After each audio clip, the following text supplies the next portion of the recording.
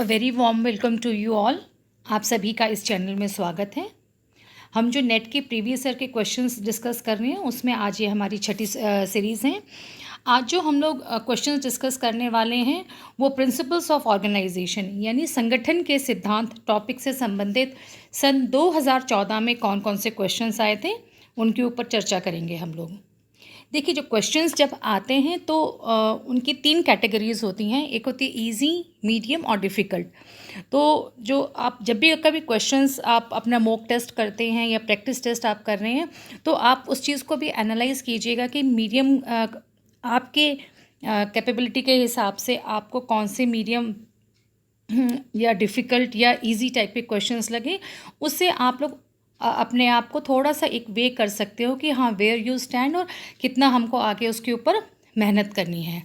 Apart from that, ये जो series हम लोगों ने शुरू करी है, it can be a practice for you, it can be a revision for you. जिन लोगों को आते हैं दे कैन जज their self, they can recalculate their questions की भी हमको कितने आ रहे हैं। एंड अपार्ट फ्रॉम डैट, इन क्वेश्चन से एक आइडिया लगता है कि ज़्यादातर किन टॉपिक से क्वेश्चंस कवर किए जाते हैं। इस तरीके से आप आइडेंटिफाई कर सकते हैं कि आपके सिलेबस में ऐसे कौन से टॉपिक्स हैं जिनसे हर बार क्वेश्चंस आते हैं। Do you have to go through your syllabus thoroughly. आप उसको किसी भी टॉपिक को ना ही छोड़ें, ऐसी मेरी एडवाइस है आपसे। तो ये सब टिप्स हम लोग हर बार कुछ ना कुछ डिस्कस करते रहेंगे। चलिए शुरू करते हैं। हमारा सबसे पहला क्वेश्चन है, which of the following is not a type of informal communication network, whether it is gossip, email, probability या क्लस्टर। हिंदी में यदि हम इसे बोलें तो निम्न में से कौन सा अनौपचारिक संचार तंत्र का प्रकार नहीं है? गपशप, ईमेल, संभाव्यता या फिर समूह। देखिए, इस क्वेश्चन की जो कैटेगरी है वो इजी टाइप के क्वेश्चन में फॉल करता है। It's a very easy question. यहाँ आपसे सवाल पूछा गया है कि which of the following is not a type. It means हमारे पास नीचे जो 4 ऑप्शंस दिए गए हैं उसमें से 3 ऑप्शंस सही हैं, यानी वो इनफॉर्मल कम्युनिकेशन नेटवर्क की कैटेगरी में या उसके जो टाइप हैं उसमें आते हैं, और एक नहीं आता है। Email, as we all know, is a formal way, a official way to communicate with someone। तो इसका आंसर बहुत ही सिंपल है, option B is the right answer, email. इस क्वेश्चन में बहुत ज़्यादा डिस्कस करने वाला कुछ नहीं था, और हर बार क्वेश्चन पेपर में कुछ ऐसे आंसर्स, ऐसे क्वेश्चंस होते हैं जिसका आंसर बहुत स्ट्रेट फॉरवर्ड होता है। They don't need a very detailed explanation. So now let's move to the next question. The next question is, who was of the view that real authority in an organization stems from a situation? Whether it was Henry Fayol, Max Weber, M.P. Follett और F.W. Taylor. यानी यह किसका विचार है कि एक संगठन में वास्तविक प्राधिकार, यानी सत्ता की हम बात कर रहे हैं, वास्तविक प्राधिकार परिस्थितियों से उत्पन्न होता है। अब यहाँ पर इस के ऑप्शंस में को अगर आप देखें तो सबसे पहले आपके दिमाग में ये आना चाहिए कि इन विचारकों ने, इन थिंकर्स की सत्ता के बारे में क्या राय थी। हम सभी जानते हैं कि फेयोल का मानना ये था कि सत्ता आदेश देने का अधिकार तथा उसे पालन करवाने की शक्ति है। तो इस हिसाब से हेनरी फेयोल, और जो ऊपर का जो हमारा क्वेश्चन है, it doesn't match that way, क्योंकि ये कह रहे हैं कि ये आदेश देने का अधिकार व उसे पालन करने की शक्ति है। It doesn't come from the situation. उसके बाद है मैक्स वेबर। मैक्स वेबर ने अथॉरिटी के ऊपर बहुत बात करी है। उन्होंने बहुत 3 प्रकार की अलग सत्ताएं बताई थी। वो सब आप लोगों को पता है कि परंपरागत सत्ता थी, चमत्कारिक थी या वैधानिक सत्ता। मैक्स वेबर ने सत्ता को कुछ इस प्रकार से परिभाषित किया है। उनका मानना ये था कि सत्ता उस सामाजिक स्थिति का घोतक है जिसमें अनुयायी स्वैच्छिक रूप से, मीन्स एट देयर ओन, स्वैच्छिक रूप से आदेश का पालन करते हैं, और आदेश का स्वेच्छा से पालन करने का कारण है आदेश के प्रति दायित्वबोध और आदेश की विधिकता में विश्वास मीन्स उसके लीगल उसमें उनका विश्वास है कि भाई हाँ ये वैधानिक है। तो मैक्स वेबर ने जो सत्ता का को जिस ढंग से परिभाषित किया है वो हेनरी फेयोल से काफ़ी कुछ अलग है, लेकिन कुछ पार्ट में आप सेम कह सकते हो, क्योंकि हेनरी फेयोल कह रहे हैं कि वह उसे पालन करवाने की शक्ति है और आदेश देने का अधिकार है, जो कि डेफिनेटली हमको लीगल तरीके से ही मिलती है। तो उस पॉइंट में इन दोनों के विचार मिलते हैं। ये और एक बार हम लोग रिवाइज कर लेते हैं कि मैक्स वेबर ने परंपरागत सत्ता या जिसे हम लोग कहते हैं करिश्मा, चमत्कारिक सत्ता या वैधानिक सत्ता के बारे में क्या कहा। It's a quick revision. So revision के साथ साथ आप लोगों के लिए इजी भी हो जाएगा कि क्या ऑप्शंस हम लोगों को टिक करने हैं। परंपरागत जो सत्ता है वह परंपरागत प्रथाओं, मूल्यों, विश्वासों और सामाजिक रीति रिवाजों पर आधारित होती हैं। तो इस प्रकार की सत्ता का पालन बहुत लंबे टाइम से परंपराओं की पवित्रता या उसमें जो विश्वास के कारण उसका किया जाता है पालन। यदि हम करिश्माई सत्ता या चमत्कारिक सत्ता की बात करते हैं तो यह सत्ता किसी व्यक्ति में निहित अति मानवीय गुणों मतलब एक्स्ट्रा ऑर्डिनरी उनमें जो क्वालिटीज़ होती हैं उसमें विश्वास के आधार पर आधारित होती है बेसिकली, ना कि किसी पद या नियमों के पर आधारित होती हैं।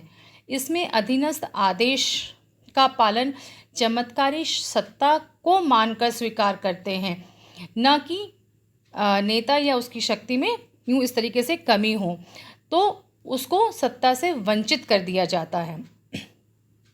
इस प्रकार की जो सत्ता होती है बेसिकली अस्थायी प्राधिकार है, क्योंकि चमत्कारी जो सत्ता है ये समय के साथ थोड़ी सी चेंज हो जाती है, लोगों का उसके प्रति नज़रिया भी चेंज हो जाता है। So it's not a very stable form of authority.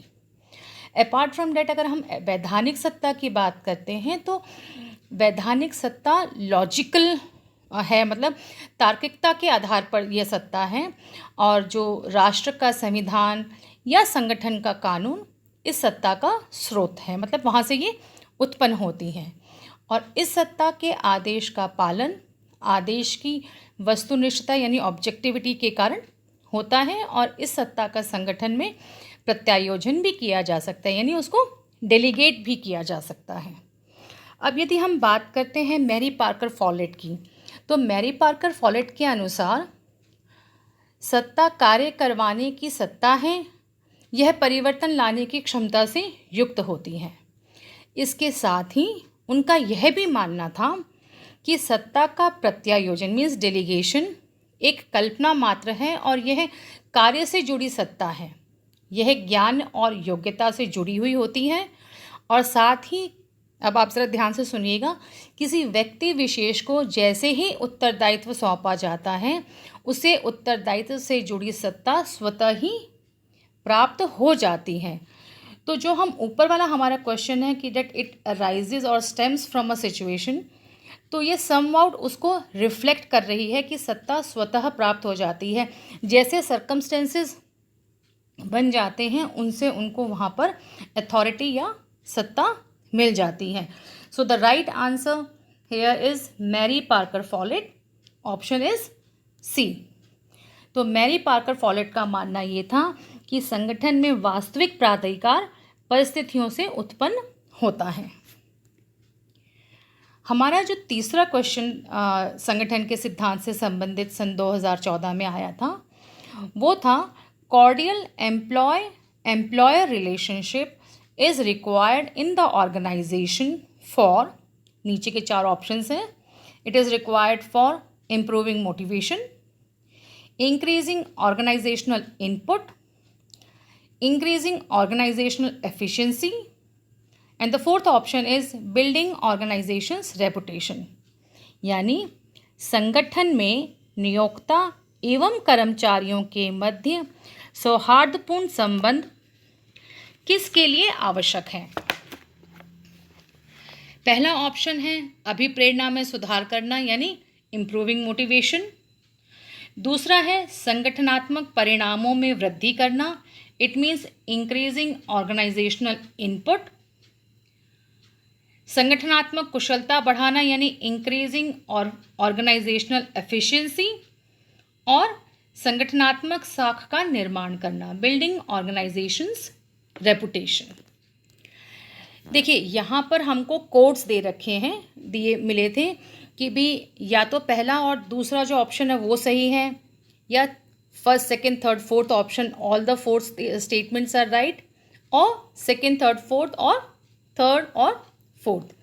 यानी इसके अनुसार जो कोड्स दे रखे हैं उनके अनुसार या तो केवल पहले दो ऑप्शंस ठीक हैं, या तो चारों, या फिर इंक्रीजिंग मोटिवेशनल इनपुट यानी कि संगठनात्मक परिणामों में वृद्धि करना, कुशलता बढ़ाना, साख का निर्माण करना इत्यादि। नाउ बिफोर आइडेंटिफाइंग, आप हमें इस चीज़ का ध्यान रखना चाहिए कि जब भी हम संगठन की बात करते हैं और एम्प्लॉयर के एक रिलेशन की बात करते हैं, तो वो जो रिलेशन होता है वो एक औपचारिक भी होता है और अनौपचारिक भी होता है। किसी भी संगठन का संचालन ना तो केवल औपचारिक तरीके से किया जा सकता है और ना ही केवल अनौपचारिक तरीके से किया जाता है। It's a mix of both the things, blend है दोनों चीज़ों का, औपचारिक और अनौपचारिक चीज़ों का। इट्स अ वेरी मैं कहूँगी कि मीडियम टाइप ऑफ क्वेश्चन, और थोड़ा सा कॉमन सेंस का क्वेश्चन भी है ये, कि आप ये मान के चलिए यदि आप इसको एम्प्लॉयर के रिलेशन से भी ना देखें, केवल आप एक टीचर और स्टूडेंट के रिलेशन से भी देखें, तो भी आप ये पाएंगे कि आप इस क्वेश्चन को अच्छे ढंग से अटेम्प्ट कर सकते हैं। एम्प्लॉयर का रिलेशन, या फिर इस क्वेश्चन से हटके यदि मैं बात करती हूँ कि एक टीचर और एक स्टूडेंट का रिलेशन, या सपोज़ कीजिए कि आप स्पोर्ट्स में हैं तो it's your coach and the team, जो प्लेयर्स हैं उनकी क्या रिक्वायरमेंट, उनका जो रिलेशनशिप होता है वो किन चीज़ों को इफ़ेक्ट करता है, किन चीज़ों को एनहांस कर कर आता है। तो डेट इज़ डेफिनेटली उनका जो रिलेशनशिप है वो ज़रूरी है कि एक दूसरे को अभिप्रेरित करते रहें, अभिप्रेरणा में सुधार हो सके, हम मोटिवेट कर सकें टू परफॉर्म बेटर। जब परफॉर्मेंस की हम बात करते हैं तो डेफिनेटली ऑर्गेनाइजेशनल इनपुट बेटर आता है। अगर आप स्पोर्ट्स से रिलेटेड बात करें तो आपका जीतना हारना, आपकी ट्रेनिंग डेफिनेटली इफ़ेक्ट्स इट।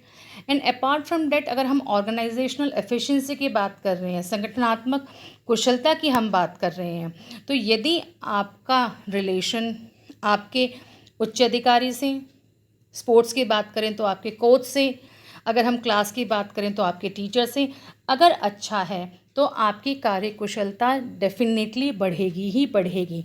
और अगर हम संगठनात्मक नज़रिए से इसकी बात करते हैं तो definitely their good relationship will help to increase the organizational efficiency.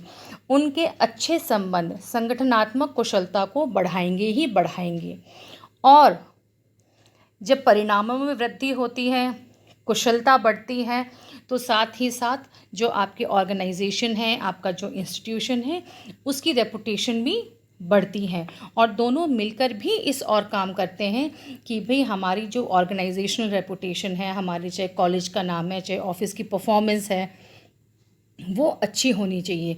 Business में अगर आप बात करें तो ब्रांड्स की हम लोग बात करते हैं तो इट्स अ ब्रांड नेम, है ना, कि भी आपने कोई भी काम किया तो इट्स अ ब्रांड, कि भी यहाँ बहुत अच्छा काम करेंगे, ये कंपनी बहुत अच्छी है, आप कंपनी के नाम से ही उसकी परफॉर्मेंस को जांच लेते हैं। तो यहाँ पर यदि आप इन ऑप्शंस को देखें तो अगर इन दोनों कॉर्डियल रिलेशनशिप यानी सौहार्दपूर्ण रिलेशन की हम बात करते हैं तो definitely it is required in a organization to improve the motivation. कर्मचारियों में अभिप्रेरणा का स्तर ऊंचा होना चाहिए, वो उसको बढ़ावा भी देता है। It definitely helps to increase the organizational input, संगठनात्मक परिणामों में भी वृद्धि होती है और कार्यकुशलता में भी। तो जो चारों ऑप्शंस हैं वो चारों ही ऑप्शंस सही हैं। So now we have to look for the code, कि ऐसा कोड जहाँ पर इन चारों का दिया हुआ हो। तो यदि आप इसको देखें तो जो ऑप्शन बी है, it includes all the four options, first second third fourth, यानी कि हमारा आंसर है थर्ड। सौहार्दपूर्ण संबंध आवश्यक होते हैं किसी भी संगठन के लिए ताकि अभिप्रेरणा में सुधार किया जा सके, संगठनात्मक परिणामों में वृद्धि हो सके, संगठनात्मक कार्यकुशलता बढ़ सके और साथ ही साथ संगठनात्मक साख का भी निर्माण हो सके। तो आज के जो हमारी ये सीरीज़ है उसमें केवल ये 3 क्वेश्चंस ऐसे थे जो सन 2014 के पेपर में आए थे। प्रिंसिपल्स ऑफ ऑर्गेनाइजेशन यानी संगठन के सिद्धांत टॉपिक से संबंधित ये 3 क्वेश्चंस थे। तो आज का वीडियो केवल इतना ही। नेक्स्ट जो वीडियो होगा जिसमें हम लोग सन 2015 की बात करेंगे, तो सन 2015 में एक्स्ट्रा ऑर्डिनरली इस टॉपिक से बहुत सारे क्वेश्चंस आए थे और we will discuss definitely those questions in the next video. Till then you can keep on revising. आपकी यदि कुछ और रिक्वायरमेंट है, आपकी कुछ और डिमांड है या आपकी कोई रिक्वेस्ट है, तो आप प्लीज़ कमेंट बॉक्स में हमको दीजिएगा ताकि हम लोग उसी हिसाब से आगे काम कर सकें। Till then have a good time, enjoy your time, utilize your time, be safe and healthy.